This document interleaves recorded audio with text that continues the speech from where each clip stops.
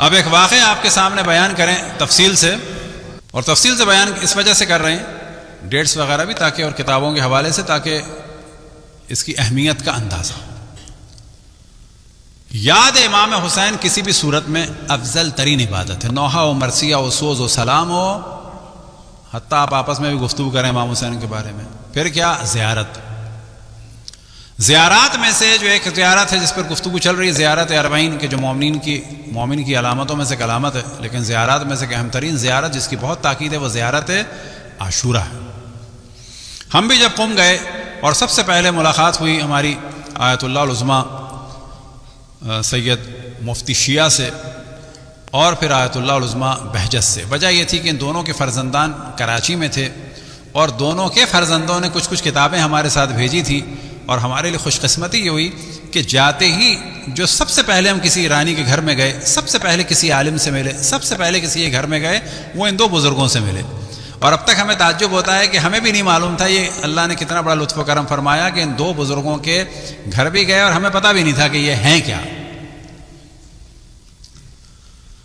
اور پھر ان دو کا بھی یہی تھا کہ جب ہم نے سوال کیے، اور یہ سوال کافی علماء سے کیے کہ واجبات کے بعد اور حرام سے بچنے کے بعد معرفت خداوند تبارک و تعالیٰ اور معرفت معصومین علیہ السلام کے لیے بہترین عمل کیا ہے، تو تمام علماء فرماتے تھے زیارت جامعہ اور زیارت عاشور۔ یہی جواب تھا آیت اللہ العظمیٰ بہجت کا، یہی جواب تھا آیت اللہ العظمیٰ سید مفتی شیعہ کا، یہی جواب تھا آیت اللہ محسن ملائری کا، یہی جواب تھا آیت اللہ العظمیٰ مرعشی نجفی کا، اور یہی ہم نے سوال کیا تھا آیت اللہ عبد الحسین طیب سے، اور انہوں نے بھی یہی جواب دیا، لیکن ساتھ میں ایک تاکید کی تھی کہ جو ہمیشہ ہم ذکر کرتے ہیں کہ رات کو سونے سے پہلے بھی چہارد معصومین کی زیارت کرو۔ اب یہ زیارت طویل بھی ہو سکتی ہے، اور ہمیشہ اس قانون پہ چلیں کہ ہم جو یا اللہ بھی کہتے ہیں تو خداوند تبارک و تعالیٰ سے کانٹیکٹ ہو جاتا ہے، اور جس وقت ہم السلام علیکہ یا نبی اللہ، السلام علیکہ یا رسول اللہ، السلام علیکہ یا مولا امیر المومنین میں سے کسی کو بھی ہم سلام کریں، اور یہ اتنا طویل عربی کا جملہ بھی ضروری نہیں ہے، حتیٰ اپنی زبان میں سلام کریں، حتیٰ زبان چلانے کی بھی ضرورت نہیں ہے۔ فرض کریں اشرف الانبیاء کا تصور کریں، مولا امیر المومنین کا تصور کریں الگ الگ، یہ بھی اگر نہیں ہو پا رہا، چہارد معصومین کا تصور کریں، السلام علیکم۔ ہمارا سلام مختصر ہوگا، ممکن ہے خالص نہ ہو، لیکن ان کا جواب جو ہے وہ خالص ہوگا۔ تو حضرت آیت اللہ عبد الحسین طیب کے جو صاحب تفسیر اطیب البیان اور صاحب کتاب کلامی کلم الطیب کے مؤلف تھے اصفہان، ہم ان سے ملنے گئے تو ان کا یہ تھا کبھی بھی رات کو نہ سو مگر یہ کہ معصومین کی زیارت پہلے کرو، بس something is better than nothing. تو زیارت امام حسین کی بہت تاکید ہے، زیارت معصومین جنرل، زیارت امام حسین، ان کا بھی یہ زیارت جامع، زیارت عاشورہ۔ اسی طرح سے آیت اللہ ایک محسن ملائری تھے، ان کا بھی یہ تھا خداوند تبارک و تعالیٰ ان کے درجات بلند فرمائے۔ باقی ہم نے درجنوں علماء سے سوال کیا، سب کا یہی تھا۔ جناب حضرت شیخ عباس قمی کی جن کی مشہور ترین کتاب ہے، اور ہم پہلے بھی ڈسکشن کر چکے کہ تمام علماء کہتے ہیں کہ اس کتاب سے، یعنی ان کی کتاب مشہور ترین کیا ہے؟ مفاتیح الجنان۔ مفاتیح الجنان مشہور ترین کتابوں میں سے ہے، لیکن اعمال اور دعاؤں کی سب سے بہترین کتابوں میں سے نہیں ہے، اور بھی کتابیں ہیں، لیکن تمام علماء کہتے ہیں کہ ایسا کوئی خاص عمل کیا تھا انہوں نے، یا خاص ان کا مقام تھا کہ کوئی بھی مسجد اس وقت دنیا میں، کوئی بھی امام بارگاہ اس وقت دنیا میں، کوئی بھی امام یا امام زادے کا حرم ایسا نہیں ہے کہ جہاں پر مفاتیح الجنان نہ پڑھی جا رہی ہو۔ اس وقت بھی دنیا کے کسی نہ کسی گوشے میں کسی نہ کسی ایک انسان کے ہاتھ میں مفاتیح الجنان کھلی ہوئی ہوگی، اور وہ کوئی نہ کوئی چیز پڑھ رہا ہوگا اس وقت بھی۔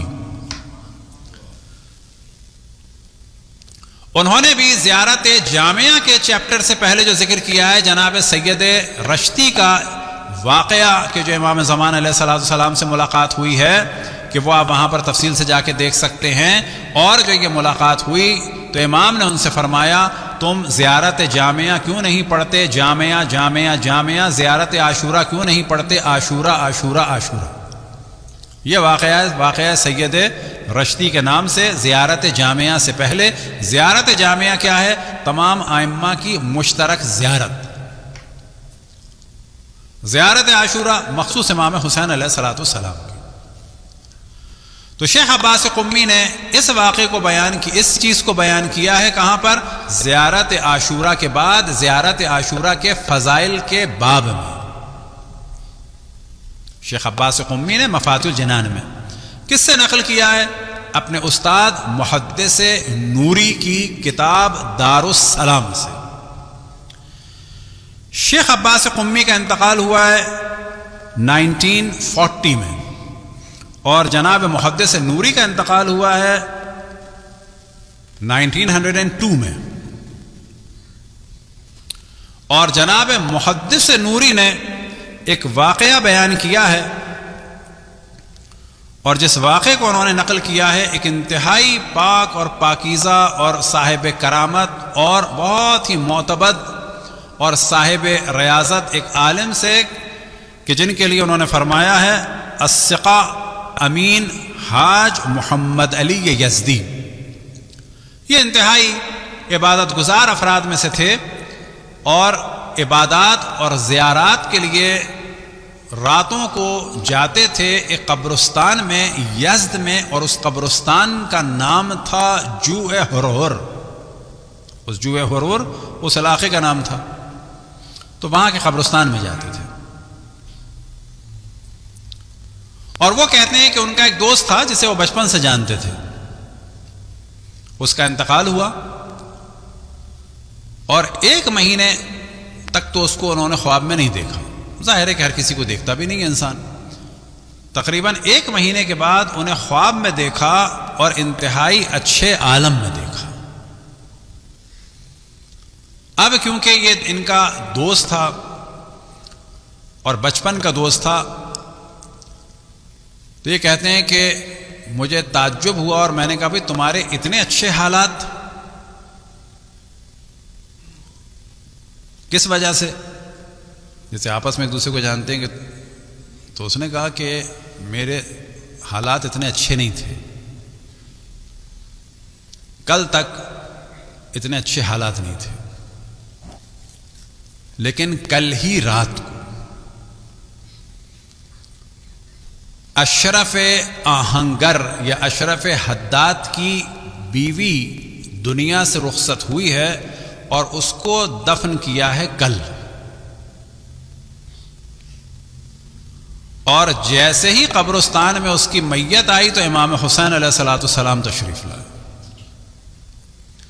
اور جب اس کو دفن کیا تو پھر تشریف لائے، اور پھر رات کو تیسری دفعہ جب تشریف لائے ہیں تو انہوں نے فرمایا کہ اس قبرستان کے تمام لوگوں کے عذاب کو ختم کر دیا جائے، یا ان کی مشکلات کو ختم کر دیا جائے، اور ان کے درجات کو بلند کیا جائے بے حکم خداوند تبارک و تعالیٰ. کہتے ہیں جیسے ہی تیسری دفعہ امام حسین علیہ السلام آئے ہیں تو میرے حالات بدل گئے. اب ممکن ہے کوئی کہے کیا دفن ہونے سے قریب کوئی مشکل حل ہو جاتی ہے؟ کہا جائے گا نہیں.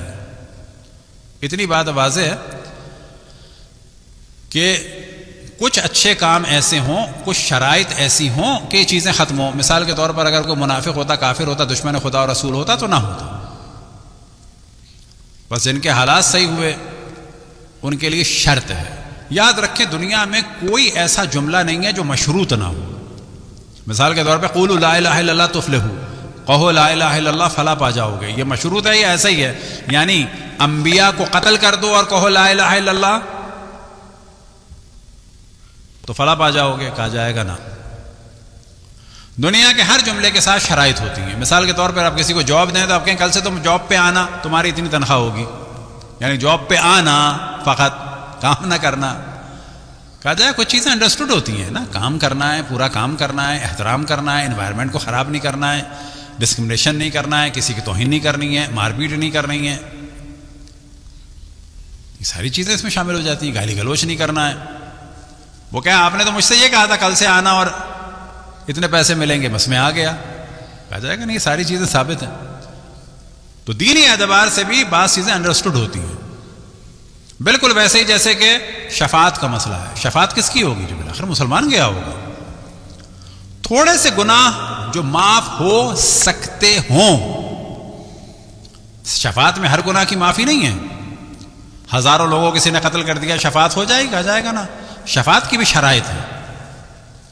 وہ گناہ کہ جن کا تعلق اللہ سبحانہ و تعالیٰ سے وہ معاف ہو جائیں گے، وہ گناہ جن کا تعلق مخلوق سے وہ معاف نہیں ہوتے.